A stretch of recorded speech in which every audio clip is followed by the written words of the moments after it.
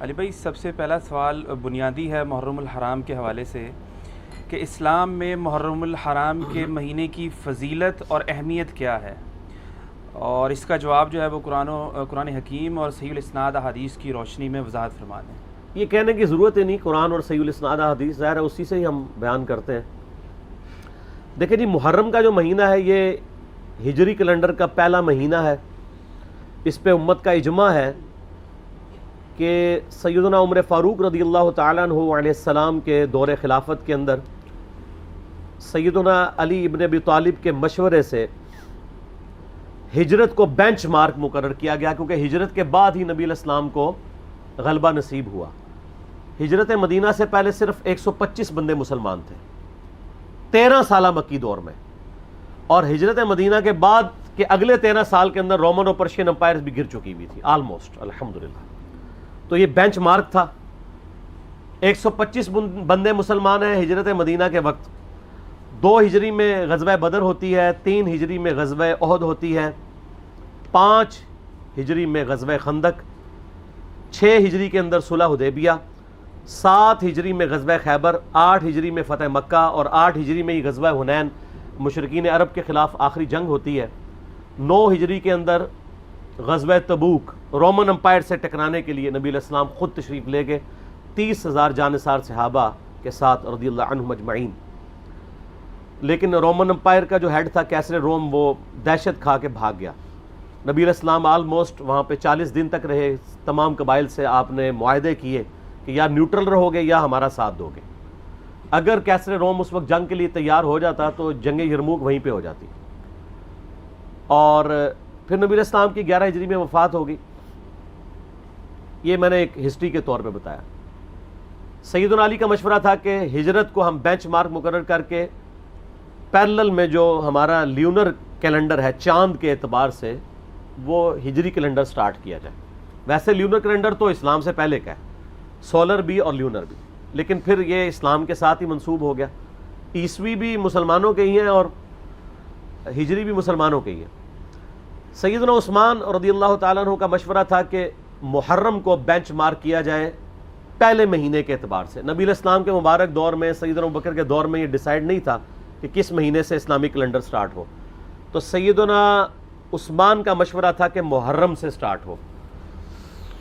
اس کی technical reason یہ ہے کہ صحیح مسلم میں حدیث ہے کہ رمضان المبارک کے بعد اللہ تعالیٰ کو سب سے بڑھ کر محبوب روزے اللہ کے مہینے کے روزے ہیں، اور اللہ کا مہینہ ہے محرم، نبی صلی اللہ علیہ وآلہ وسلم نے فرمایا۔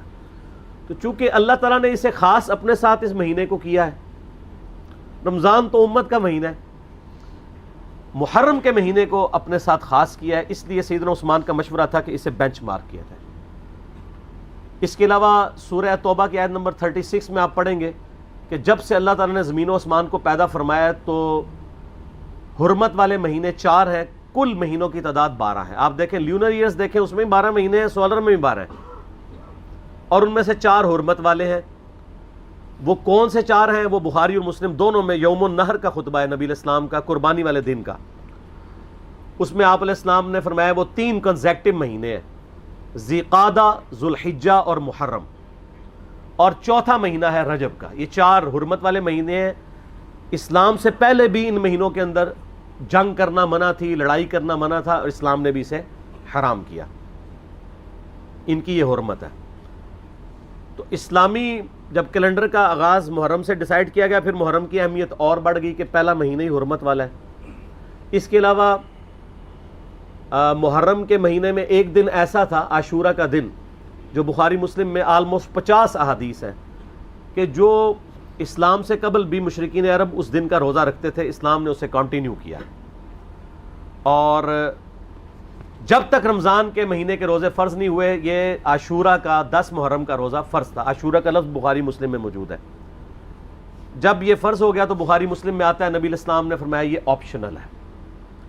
اس کے علاوہ ایک اور حدیث بھی ہے بخاری اور مسلم میں، جب نبی علیہ السلام ہجرت کر کے مدینہ شریف آئے اور آپ کو یہ پتہ چلا کہ یہودی جو ہیں وہ 10 محرم کا روزہ رکھتے ہیں، تو آپ علیہ السلام نے ان سے پوچھا کیوں رکھتے ہو؟ تو انہوں نے کہا کہ ہم اسے عید کے طور پہ مناتے ہیں۔ ایک طریق میں آتا ہے عید کے الفاظ، ایک میں آتا ہے ہم خوشی کا دن مناتے ہیں، ایک میں الفاظ ہیں ایام اللہ میں سے ہے، یہ تینوں الفاظ بخاری مسلم میں ملتے ہیں۔ تو آپ صلی اللہ علیہ وآلہ وسلم نے فرمایا ہم زیادہ حق رکھتے ہیں کہ حضرت موسیٰ علیہ السلام کا یہ دن ہم منائیں، تو آپ نے فرمایا تم بھی روزہ رکھا کرو۔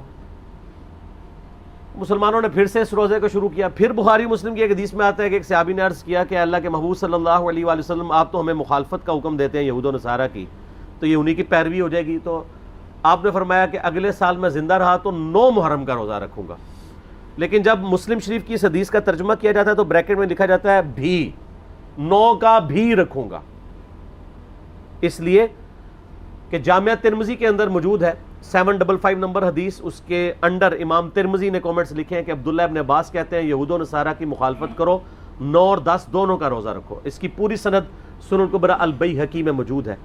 اس کے علاوہ جو اہل تشیع کا اس روزے پر اعتراض ہے، یہودیوں کا بھی ایک اعتراض ہے کہ جی ہم تو کوئی نہیں رکھتے، تو میں نے بتایا کہ اب وہ مہینے چینج ہو چکے ہیں، آج بھی وہ اس دن کو مناتے ہیں، لیکن ان کے اس مہینے کا نام تشریع ہے، تشریع بھی بولا جاتا ہے، تشریع بھی، اور یوم کپور اسے کہا جاتا ہے۔ وہ میں نے 1.25 گھنٹے کا لیکچر آلموسٹ ریکارڈ کروایا ہے، آج کل ہم نے فیس بک پہ اپلوڈ کیا ہے، اب 1.25 گھنٹے تو میں نہیں بول سکتا، تو جسے وہ اختلافی موضوع چاہیے تو وہ اس کو دیکھ لیں۔ تو 9-10 محرم انشاءاللہ کل اور پرسوں آ رہی ہے 1441 ہجری میں، اور اس دفعہ آپ دیکھیں ستمبر 2019 اور محرم الحرام 1441 کو انسائڈ کر گئے ہیں، جو تاریخ وہ چل رہی ہے محرم کی، وہی تاریخ ستمبر 2019 کی چل رہی ہے۔ تو کل ستمبر 9 کو محرم الحرام بھی 9 ہے، 9 اور 10 یہ 2 روزے رکھیں، یہ یعنی ایک فضیلت کا کام ہے۔ باقی پھر اسلام میں تو محرم کی اہمیت اس وقت زیادہ بڑھ گئی کہ جب اس امت نے نبی صلی اللہ علیہ وآلہ وسلم کو قبر میں گئے ہوئے صرف 50 سال گزرے تھے کہ آپ کی پوری اولاد کو سوائے چند ایک کے میدان کربلا میں مظلومانہ شہید کر دیا۔ سیدنا حسین ابن علی رضی اللہ تعالیٰ عنہ کی شہادت نے اس مہینے کو اور عاشورہ کے دن کو ہمیشہ کے لیے امر کر دیا۔ ویسے اگر آپ بخاری مسلم میں تو آتا نا اس دن فرعون ڈبویا گیا تھا، ایام اللہ میں سے ہے۔ اس کے علاوہ اگر آپ تاریخ کی کتابیں پڑھیں گے تو آپ کو پتہ چلے گا کہ اللہ تعالیٰ کے فیصلے کے بڑے بڑے دن جو ہیں وہ 10 محرم کو ہی آئے ہیں۔ 10 محرم کے دن ہی یونس علیہ السلام کو مچھلی کے پیٹ سے نجات ملی تھی۔ اب اس پہ حدیثیں سپورٹیو نہیں ہیں لیکن تاریخ میں یہ روایتیں ملتی ہیں۔ 10 محرم کے دن ہی اللہ تعالیٰ نے سیدنا آدم علیہ السلام اور سیدہ حوا کی ملاقات کروا دی تھی۔ اس کے علاوہ کئی اور واقعات آپ کو ملتے ہیں، اس ڈیٹیل میں جانے کے لیے ضرورت نہیں ہے۔ اس قسم کی آپ نے اگر میٹھی میٹھی باتیں سننی ہو تو طارق جمیل حافظہ اللہ تعالیٰ کے آج کل کافی کلپ چڑھے ہیں، وہ آپ دیکھ لیں۔ ہم نے تو یہاں پہ تحقیقی باتیں کرنی ہوتی ہیں، تو اس لیے میں ان چیزوں میں ٹائم لگا کے اپنی بات کا رخ اور طرف نہیں لے کے جانا چاہتا۔ تو یہ جناب محرم کی اہمیت ہے، اور کربلا کے اعتبار سے تو ظاہر ہے کہ پھر اہمیت بڑھ گئی کہ مسلمان دیکھیں اس پہ تو اجماع کر چکے ہیں کہ پوری دنیا کے مسلمان محرم کے مہینے میں جو ہے وہ کربلا کو یاد کرتے ہیں۔ کوئی اس دن ماتم کر کے یاد کرتا ہے، کوئی اس دن فضائل اہل بیت سنا کے یاد کرتا ہے، کوئی اس دن یزید کے فضائل سناتا ہے۔ تو اپنا اپنا کام سارے ڈیوٹی پوری کر رہے ہیں، ٹھیک ہے۔ تو نصیب والوں کا حصہ ہے۔